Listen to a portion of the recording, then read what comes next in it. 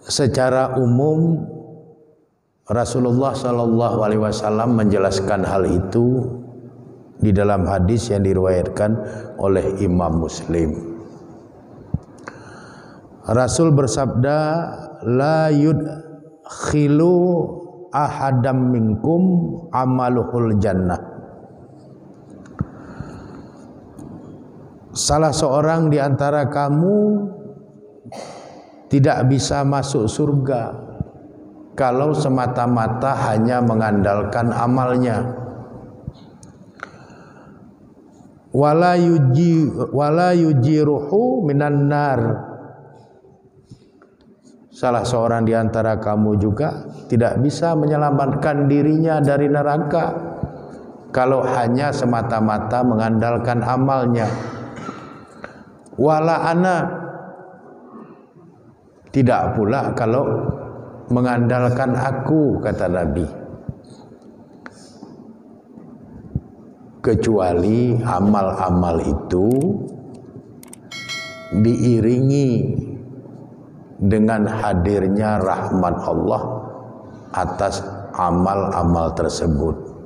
Illa birahmatim minallah, kecuali dengan rahmat kasih sayang dari Allah, barulah orang bisa masuk surga, barulah orang bisa terhindar dari neraka, barulah Nabi bisa memberikan syafaat kepada umatnya. Jadi dasar pokoknya itu adalah amal, ibadah dan kebaikan yang dirahmati Allah, yang diridhoi oleh Allah. Mana amal ibadah dan kebaikan yang dirahmati dan diridhoi Allah? Yaitu amal ibadah yang diniatkan hanya karena Allah, bukan karena hal-hal yang lain.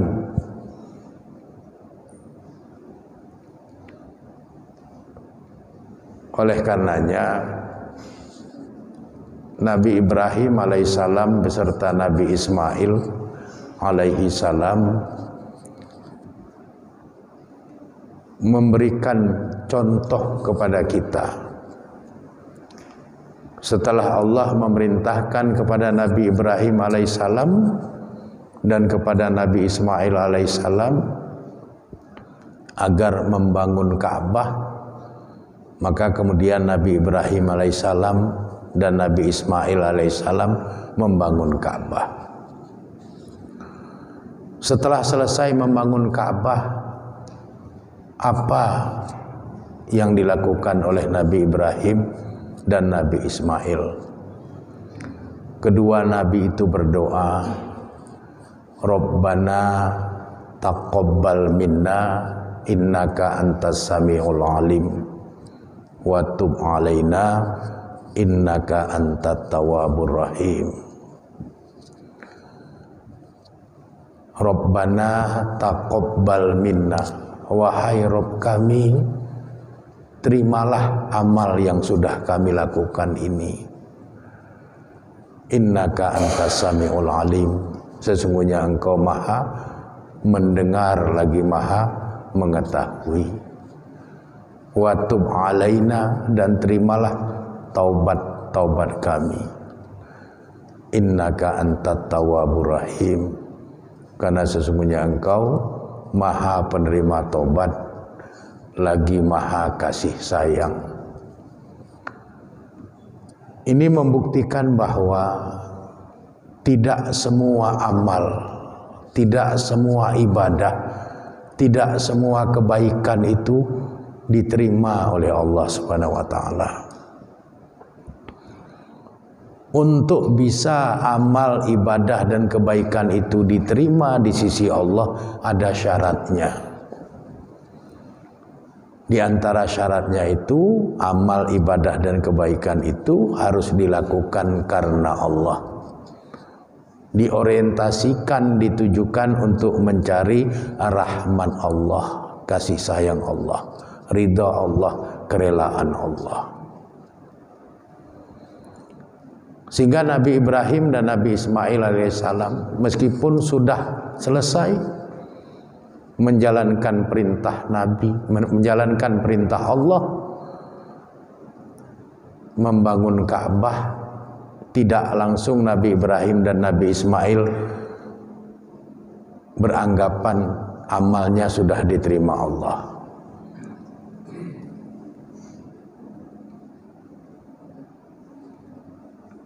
Keduanya tetap minta sama Allah agar amalnya itu diterima.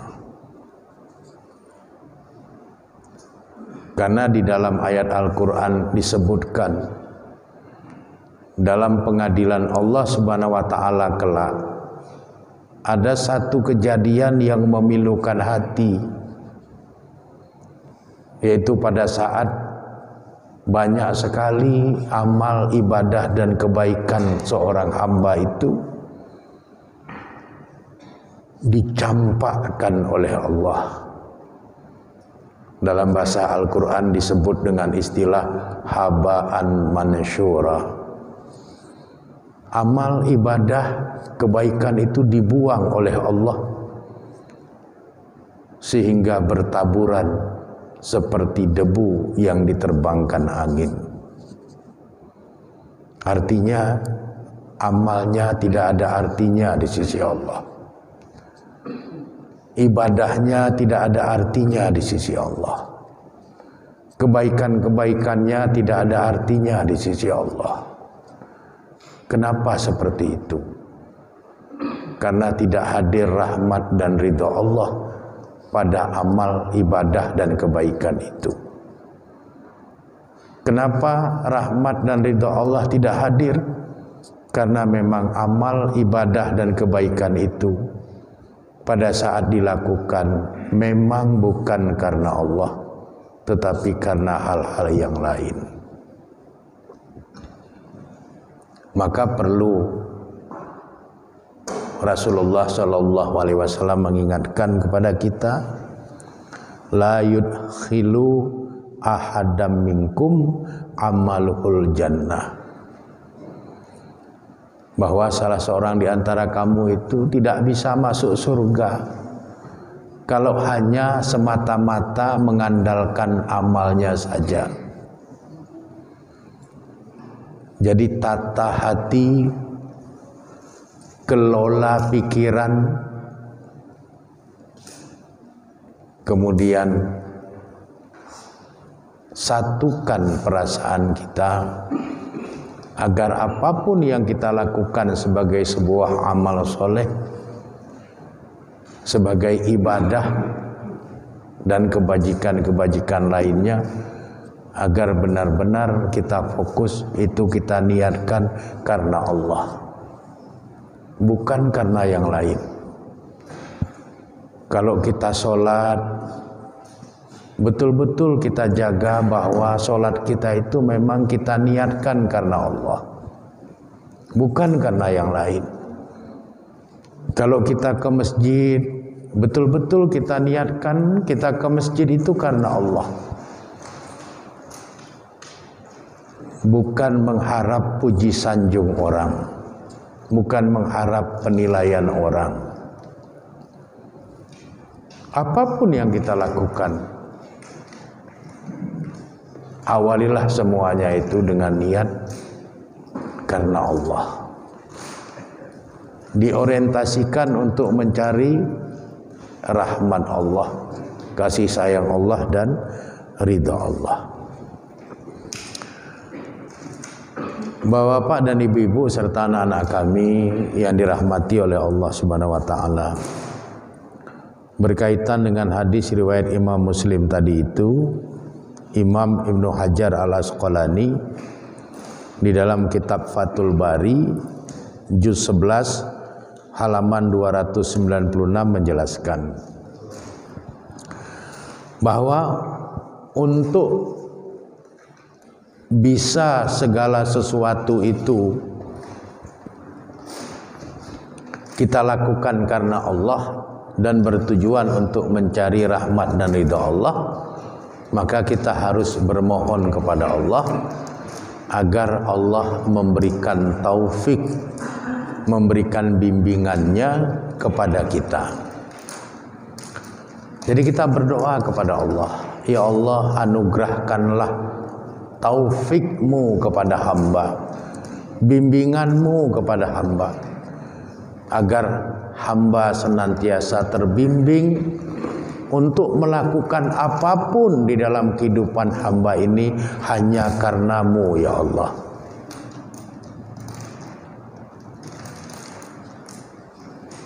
Jadi apapun yang kita lakukan, bismillah, dengan nama Allah, lillah, karena Allah. Dan biasakan tujuan kita melakukan apapun itu untuk mencari rahmat dan ridha Allah, untuk mencari kasih sayang dan kerelaan dari Allah. Jadi yang perlu kita minta, kata Imam Ibnu Hajar Al-Asqalani, adalah taufik, bimbingan dari Allah pada diri kita, sehingga apapun yang kita lakukan itu karena Allah dan untuk mencari rahmat dan ridha Allah. Kemudian yang kedua, kata Imam Ibnu Hajar Al-Asqalani, rahmat Allah, ridha Allah itu akan hadir dalam diri kita dan perjalanan aktivitas kehidupan kita kalau diri kita itu memiliki ketaatan kepada Allah dan ketaatan kepada Rasulullah Sallallahu Alaihi Wasallam.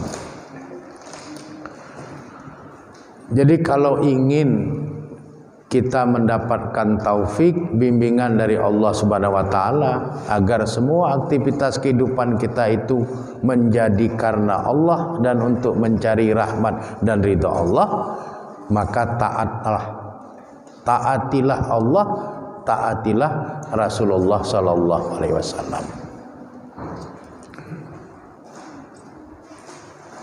Ketaatan itu tidak membutuhkan rasa tahu, karena tahu itu bersemayam di dalam ketaatan. Jadi kalau Allah sudah perintah, laksanakanlah perintah itu. Kalau sudah Allah larang, jauhilah larangan itu. Kalau Rasul sudah memerintahkan, maka taatilah perintah itu. Kalau Rasul sudah melarang, maka jauhilah larangan itu.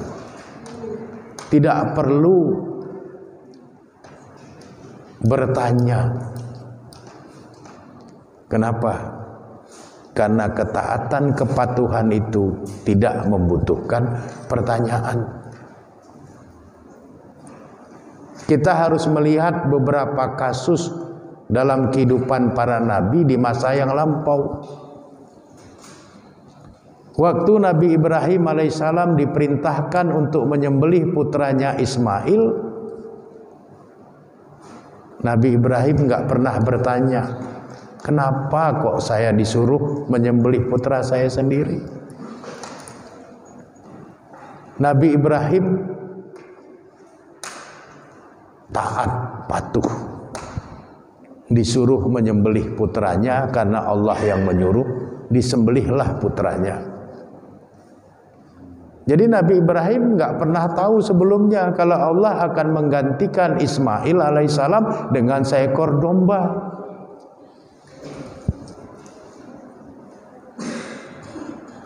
Karena pada waktu Nabi Ibrahim alaihissalam menyembelih Nabi Ismail alaihissalam putranya, itu matanya terpejam. Yang dia rasakan itu adalah hangatnya percikan darah di tangannya. Tapi pada saat Nabi Ibrahim membuka matanya, ternyata Allah sudah menggantinya dengan seekor domba. Ketaatan, kepatuhan tidak membutuhkan pengetahuan. Kalau Allah yang sudah perintahkan, jalankan.